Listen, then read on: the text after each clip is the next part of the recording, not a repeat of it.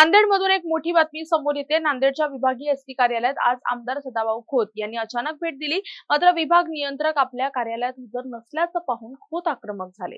विभाग नियंत्रकांनी भेटीसाठी वेळ दिली नाही आणि ते पळून गेल्याचा आरोप करत सदाभाऊ खोत यांनी चक्क त्यांच्या रिकाम्या खुर्चीला हार घालून प्रशासनाचा निषेध केला। यावेळी एसटी कार्यालयात एकच धावपळ उडाली होती। विभागामध्ये आज या ठिकाणी सेवा शक्ती संघर्ष एसटी कर्मचारी संघाच्या माध्यमातून विभाग नियंत्रक यांची आम्ही भेट मागितलेली होती।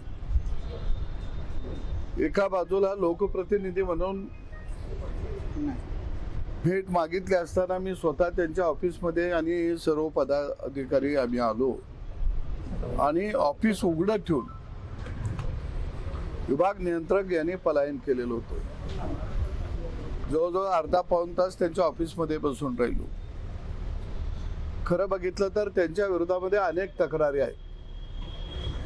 बदल्या ऑनलाईन सुरू असताना विभाग नियंत्रक यांनी ऑफलाईन बदल्या केलेल्या होत्या आणि प्रत्येक बदली मागं 40,000 50,000 अशा पद्धतीनं पैसे कर्मचाऱ्यांच्याकडून घेतलेलं होतं। एमडीनी त्यांना आम्ही सस्पेंड करू अशा पद्धतीत मुंबईमध्ये मीटिंगमध्ये आम्ही सांगितलेलं होतं, पण सस्पेंड तर राहिलं बाजूला।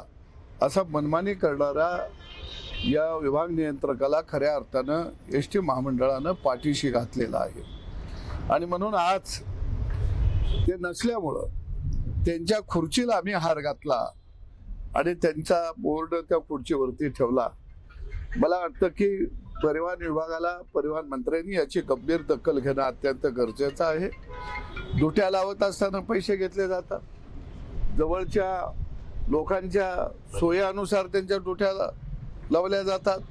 विनाकारण चालक वाहक यांना त्रास देण्याचे प्रकार संपूर्ण जिल्हाभर वेगवेगळ्या डेपोमध्ये यांच्या माध्यमातून चाललेले आहेत आणि अशा भ्रष्ट अधिकाऱ्याला खऱ्या अर्थानं कायमस्वरूपी निलंबित केलं पाहिजे अशी मागणी या ठिकाणी आमची संघटनेची आहे आणि मी राज्याच्या परिवहन मंत्र्यांना गेल्या भेटून सांगणार आहे की आपण पारदर्शकपणानं काम करण्याचा दृष्टिकोन ठेवता, परंतु हे जे काय आपल्या जवळ जे काही दिवे आहेत, ड्युटी आहेत, त्या ड्युट्यांच्यामुळं आपल्या पारदर्शकपणाला हारतळा फासला जात आहे आणि या अधिकाऱ्याला निलंबितच करावं ही मागणी मी परिवहन मंत्र्यांच्याकडे करणार आहे। काय म्हटलं? नाही, काय आहे की असा महान अधिकारी त्याची खुर्ची सुद्धा पुण्यवान आहे। आम्हाला वाटलं की हे महाशय खुर्चीमध्ये बसलेले नाहीत, पण ते ज्या खुर्चीमध्ये बसतात ही खुर्ची परिवहन विभागामध्ये एक आदर्श खुर्ची आहे आणि म्हणून आम्ही म्हटलं की त्या खुर्चीला हार घालू आणि आम्ही हार घातला आणि निघाल्याबरोबर ही अदृश्य शक्ती लगेच तिथं अवतरली। म्हणजे किती शक्तिमान हे आहेत हे यावरनं मला दिसून आलं। चला, कुठले अधिकारी आहेत, कोणाकडून पैसे घेतले होते, म्हणजे कुणाच्या बदल्यांसाठीचे पैसे? असं आहे की चालक वाहक असतील, आतले कारागीर असतील, आमचे म्हणजे एसटी विभागामध्ये अंतर्गत गाड्यांची दुरुस्ती करणारा कर्मचारी वर्ग असेल, सगळ्यांनी पैसे घेतलेले आहेत आणि ते सिद्ध झालेले आहे। कारण ऑनलाईन बदल्या कराव्या असा एसटी महामंडळाचा आदेश असताना या बहादरानं ऑफलाईन बदल्या केल्या। म्हणजे मी एक लोकप्रतिनिधी म्हणून एका कर्मचाऱ्याची बदली करा म्हणून माझं पत्र मी स्वतः एमडीला भेटून दिल्यानंतर एमडीने मला प्रचंड ज्ञानाचे ढोस पाजले। कुशेगावकर नावाचा माधव कुशेकर नावाचा कुसड्या हा एमडी म्हणून आज एसटी महामंडळाचा महाराष्ट्रामध्ये बसलेला आहे आणि हा माधवच आहे, ब्रह्ममान असणारा। आता वरून पासून खालपर्यंत कीड लागलेली आहे आणि म्हणून या ठिकाणी अशा भ्रष्ट अधिकाऱ्याला कुशेकर नावाचा एमडी सुद्धा पाठीशी घालत आहे, कारण एमडी सुद्धा त्याच गावचा आहे. आणि म्हणून तातडीनं अशा माणसांचं निलंबन झालं पाहिजे ही भूमिका घेऊन मी आता सरनाईक साहेबांना भेटणार आहे. सदाभाऊ, तुम्ही सातत्यानं भ्रष्टाचाराच्या विरोधात बोलत असता आणि आंदोलनही आम्ही पाहिजे अनेक वर्षापासून शेतकऱ्यासाठी लढताय. पण तुकाराम मुंडेंची सातत्यानं बदली का होते? एक चांगला अधिकारी तुकाराम मुंडे सारखा बदलला का जातो? 21 वर्षामध्ये 24 वेळ बदली झाली.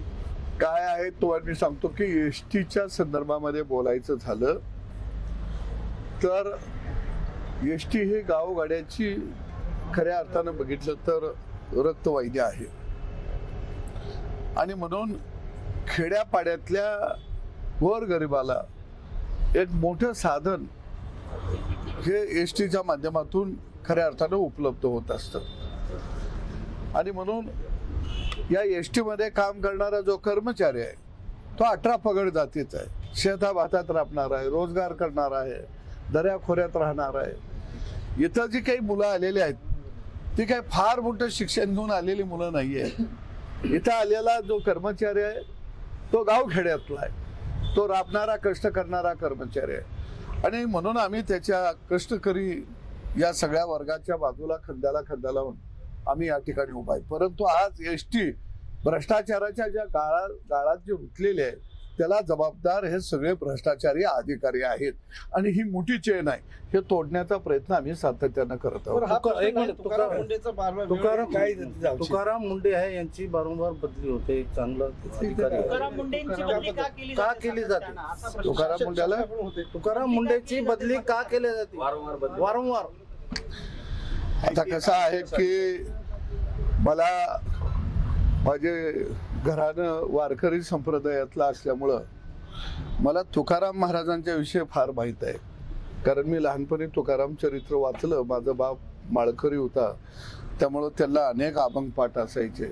त्यामुळं हे नवीन योगातले तुकाराम यांच्याविषयी मला फारशी माहिती नाही.